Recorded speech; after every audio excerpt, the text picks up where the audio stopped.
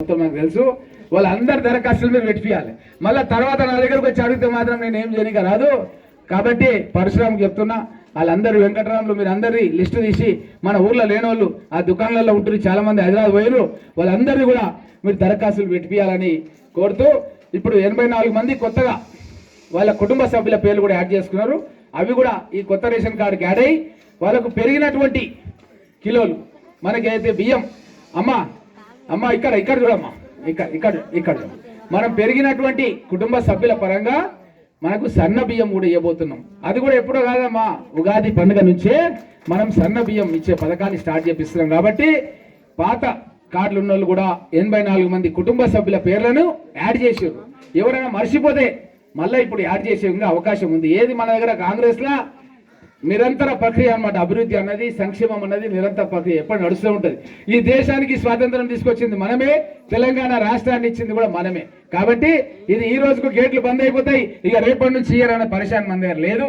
మనం ఇంటింటికి అధికారులను పంపించినాం, 15-20 పేజీల మీ దగ్గర నుంచి జవాబులు తీసుకున్నాం. దాంట్లో మూలంగానే మిమ్మల్ని అందరూ కూడా సెలెక్ట్ చేసినాం.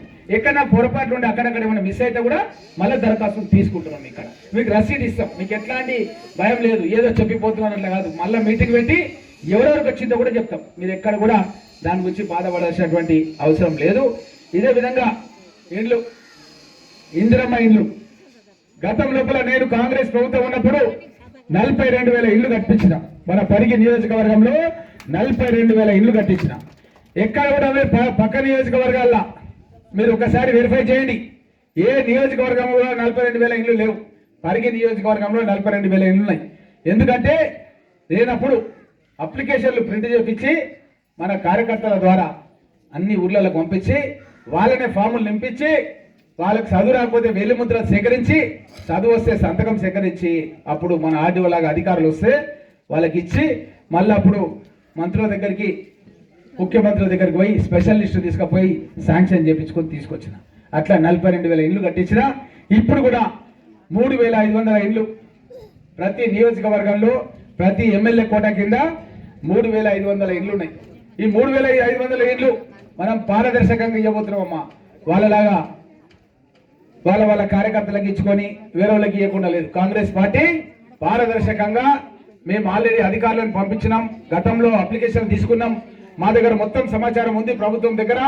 ఆ సమాచారం ప్రకారంగానే మీరు అప్లికేషన్స్ పెట్టిన వాళ్ళు, పెట్టని వాళ్ళు ఇప్పుడు ఇచ్చే అప్లికేషన్ల వాళ్ళని మొత్తం కూడా తయారు చేసి ప్రతి సంవత్సరం 3,500 ఇళ్ళు కట్టించుకుంటూ పోతాం పరిగి నియోజకవర్గంలో.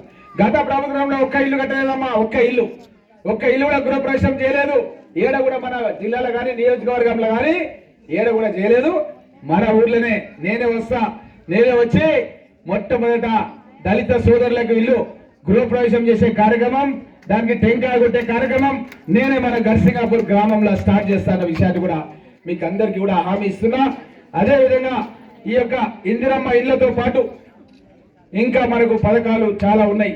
మన గవర్నమెంట్ వచ్చిన తర్వాత మీకు తెలుసు, గతం లోపల ప్రభుత్వం రాగానే మేము అసెంబ్లీలో ప్రమాణ స్వీకారం చేసి బయటికి వచ్చాగానే మహిళా సోదరిమణుల గురించి అని మహిళలకు ఉచిత బస్సు, ఒక్కరు కూడా టికెట్ తీసుకునేది లేదు.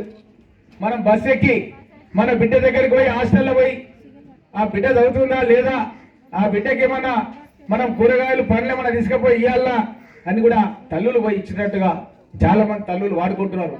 ఈ యొక్క ఉచిత ఆర్టీసీ లోపల 19 కోట్ల రూపాయల విలువైనటువంటి టికెట్లు, 0 టికెట్లు 19 కోట్ల రూపాయలు వాడినామని కరుణశ్రీ అని ఒక మహిళ డిపో మేనేజర్ ఉంది మన దగ్గర, ఆమె నాకు ఇచ్చింది, లెటర్ ఇచ్చింది. మొన్న మీటింగ్ పెట్టినా నేను.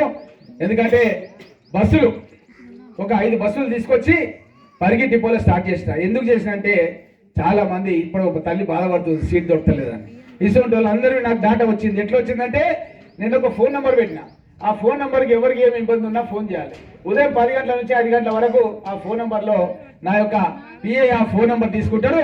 ఆ ఫోన్ నెంబర్లో వచ్చిన మొట్టమొదటి సమస్య ఏంటంటే ఆర్టీసీ బస్సు లోపల మాకు జరా సీట్లు ఎక్కువ కావాలి, ఎక్కువ బస్సులు కావాలన్నారు. నేను పొన్నం ప్రభాకర్ గారు మన ట్రాన్స్పోర్ట్ మినిస్టర్ దగ్గరకు పోయి కూర్చున్నా. నాకు బస్సులు కావాలని చెప్పి అడిగి 18 బస్సులు ఇస్తారు. నేను లెటర్ తీసుకున్నాను, నాకు ఉన్నది వాట్సాప్లో పెట్టినా మీకు అందరికీ. 18 బస్సులలో మొదటి విడత 5 బస్సులు ఇచ్చిన్నాను. ఆ 5 బస్సులు మన పరిగె డిపోలో పెట్టి ఒక 2 అంబులెన్స్ కూడా పెట్టి ఆ ప్రోగ్రామ్ చేసినాం, మీరు అందరికి తెలుసు. ఇప్పుడు జర తగ్గింది, ఇంకా తీసుకొస్తా బస్సులు, తీసుకొచ్చి ఆ బస్సులన్నీ కూడా మన పరిగి నియోజకవర్గంలో మహిళలకు ఉచిత రవాణా గురించి అని చెప్పి పెట్టినాం. అట్లనే మీకు అందరికి తెలుసు ఎందుకంటే ఎట్లుంటుందంటే వారు ఎప్పుడో ఒకప్పుడు వస్తుండే పొద్దుగాల పూట వచ్చి ఆ లైన్ మ్యాన్ ఏం చేస్తుందంటే కరెంట్ కట్ చేసిపోతుంది. నాకు ఫోన్ చేస్తుంది మన కార్యకర్తలు ఇక్కడ నుంచి, కరెంట్ కట్ చేసిపోయిందని ఫోన్ చేస్తారు. అరే ఏమైందా అంటే బిల్లు కట్టలేదని కట్ చేసేసారని వాళ్ళు అంటారు. అరే ఈ పాపం పేదవాళ్ళకు బిల్లు కట్టకపోవడం ఏంది, కట్ చేసుకోపోయింది అని చెప్పి మన ముఖ్యమంత్రి ఏం చేసిందంటే ఏ రాష్ట్రంలో కూడా లేదమ్మా ఇంటికి కరెంట్ బిల్లు మాఫ్ అన్నది లేదు. మన తెలంగాణ రాష్ట్రంలో 200 యూనిట్ల వరకు ఎవరు కూడా కరెంట్ బిల్లు కట్టాల్సిన అవసరం లేదు. మనం ఎవరైనా కరెంట్ బిల్లు కడుతున్నామా ఇప్పుడు? కడతలేదు. 200 యూనిట్ల వరకు ఫ్రీ అయిపోయింది. కాబట్టి ఇక పెద్ద పెద్దోళ్ళు బంగ్లాలు ఏసీలు ఉన్న వాళ్ళు కార్లు ఉన్న వాళ్ళు కడతారమ్మా, వాళ్ళకి అవసరం లేదు. మన గరీబులకైతే 200 యూనిట్ల వరకు కరెంట్ బిల్ కట్టేది లేదు. ఇది ఎప్పుడు లేకుండా మా చరిత్ర లేకుండే ఎవరెవరికి 800 నుంచి 1000 రూపాయలు వస్తుండని మళ్ళీ ఆలోచన చెప్తుంటాడు. కరెంట్ బిల్ లేకుండా అయిపోయేదారా, మంచిగా అయిపోయింది ఊర్లలో అని. ఇట్లా ఊర్లలో పేద ప్రజలందరూ కూడా ఆదుకోవడానికి ఒక మంచి పథకాన్ని మనం తీసుకొని వచ్చినాం. ఇవే కాకుండా మీకు అందరికీ తెలుసు రుణమాఫీ. ఎందుకంటే మన దగ్గర మంచి రైతులు ఉన్నారు. మన గ్రామం లోపల ఎప్పుడు చూసినా వ్యవసాయం చేసుకునే రైతులు ఉన్నారు గడ్సింగాపూర్ లోపల. ఆ రైతుల గురించి కాంగ్రెస్ ప్రభుత్వం ఆలోచన చేసి రుణమాఫీ చేస్తామని చెప్పి మాట ఇచ్చినాం. 2 లక్షల రూపాయల వరకు 15 ఆగస్టు లోపల 2 లక్షల రూపాయలు రుణమాఫీ చేసినాం. 15 ఆగస్టు లోపల మన గ్రామానికి కూడా సుమారు ఇంకా మన గ్రామానికి కూడా ఇక్కడే మన వ్యవసాయ శాఖ మన ఈయన మీటింగ్ పెట్టి మన కలెక్టర్ ప్రతీక్ జైన్ గారిని పిలిచి నేను 15 ఆగస్టుకు అమెరికా పోయి వచ్చిన. రాగానే ఆ రోజు మన గ్రామంలో ఎవరెవరికి రుణమాఫీ అయింది అనేది స్పష్టంగా ఆ రోజు చర్చించడం. దాని లోపల 200 మంది మొత్తం కూడా మన గ్రామానికి 10,63,00,000 అంతే కదమ్మా, 10,63,00,000 మంది రూపాయలు మన గ్రామానికి వచ్చినాయంటే మామూలు విషయం కాదమ్మా. చరిత్రలో మనకి ఎప్పుడు కూడా రాలే. మొత్తం నియోజకవర్గానికి 300 కోట్లు వస్తే 10 కోట్లు మన ఊరికి వచ్చినాయి, మన గడ్సింగాపూర్కి అన్న విషయాన్ని స్పష్టంగా తెలియజేస్తున్నాం. ఇంత డబ్బు మనకి ఎప్పుడు రాలేదు. మనకు స్వాతంత్రం వచ్చినప్పటి నుంచి మన గ్రామానికి ఎప్పుడు రాలేదు. కాబట్టి ఈ కాంగ్రెస్ ప్రభుత్వం అనేది ప్రజల గురించి ఎప్పుడు తప్పించే ప్రభుత్వం. కాంగ్రెస్ ప్రభుత్వం ప్రజలకు ఏ విధంగా మేలు చేయాలన్న ఆలోచనతో నడిచే ప్రభుత్వం. కాబట్టి మీకు ఇవన్నీ పథకాలు అమలు చేస్తున్నాం. ఇంకా కూడా మీకు చేయాల్సిన కార్యక్రమాలు ఏమున్నా సరే తప్పకుండా మీకు చేస్తాం. అదే విధంగా పరశురామ రెడ్డి గారు చెప్తున్నారు అన్న గ్యాస్ గురించి కూడా చెప్పాలని. గ్యాస్ కూడా మీకు తెలుసమ్మా, ప్రతి మహిళకు ఇంట్లో గ్యాస్ సిలిండర్ అయిపోతే భయం అవుతుంటది. ఆయన పిల్లలు స్కూల్కి పోవాలి, భర్త వ్యవసాయానికి పోవాలి, ఎప్పుడైపోతుందో తెలియదు అన్న భయం ఉంటుంది. అందు గురించే గౌరవ ముఖ్యమంత్రి రేవంత్ రెడ్డి గారు 500 రూపాయలకి గ్యాస్ సిలిండర్ వచ్చే విధంగా మన ఖాతాలలో జమ అయిపోతున్నాయి. 500 రూపాయలకు ఆప్కే ఖాతా మే భీ హోగే ఆ దేఖ్లో అలా చూసినా పడ్డాయంట, తన ఖాతాలో కూడా పడ్డాయి. మెసేజ్ కూడా వస్తుంది ఫోన్లో. 500 రూపాయలు ప్రతి ఖాతా లోపల పడుతున్నాయి. కాబట్టి మీరందరూ కూడా ఒకటి గుర్తించాలి, సహజ న్యాయ సూత్రాలు ఉంటాయమ్మా. సహజ న్యాయ సూత్రాలు అంటే పైన తదాస్తు దేవతలు ఉంటారు. ఏం రాలే అంటే వాళ్ళకి ఏమి అనమాట. ఎందుకంటే తదాస్తు దేవతలు తదాస్తు అంటారు అనమాట. ఆ తదాస్తు అంటే మనం ఏం చేయాలంటే నాకు కూడా కావాలి, నేను దరఖాస్తు ఇస్తా సార్, నాకు కూడా ఇప్పి, నాకు రాలేదని చెప్పు, నాకు సంతోషం, నేను ఇప్పిస్తా, ఇది దరఖాస్తు ఇస్తా, ఇప్పించే బాధ నాది. నేను ఇంటికి వస్తా, నేను ఇంటికి వచ్చి టెంకాయ కొడతా, అర్థమైందా? తప్పకుండా కూర్చో తప్పకుండా వద్దు. అదే పోదామా జరా. అరే ఏం కూర్చోమ్మా, ఎందుకు వెళ్ళి చేస్తున్నావు? కూర్చో పోదాం. అరే ఆగమ్మా, ఎందుకు వరకు ఇప్పుడు వచ్చిందా మన ఊరికి 10 కోట్లు? ఎప్పుడు రాలే. ఏ గవర్నమెంట్ వచ్చింది? ఎవరిచ్చిండు చెప్పు, ఎవరిచ్చిండు? అది కరెక్ట్ చెప్పినావు. వాళ్ళు ఎవరు ఇవ్వలేదు అని చెప్తుంది ఆ తల్లి. ఏం పేరమ్మా నీ పేరు? లక్ష్మి చాలా కరెక్ట్ చెప్పిందమ్మా. గతంలో అయితే ఎవరు ఇవ్వలేదు, మీరే ఇస్తున్నారు. నా జర పొరపాటు అయిపోయింది, అప్పుడు దరఖాస్తు పడలేదు, ఇప్పుడు దరఖాస్తు పెడతా, నాకు ఇయ్యాలని లక్ష్మి చెప్తుంది. అట్లనే రాగమా ఎక్కువ సరిపోయింది.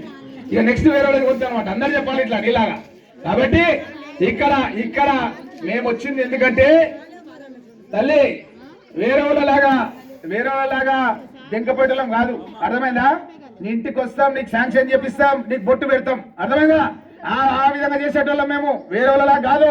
మాట ఇస్తే మాట కట్టుబడి ఉండే ప్రభుత్వం కాంగ్రెస్ ప్రభుత్వం, అర్థమైందా?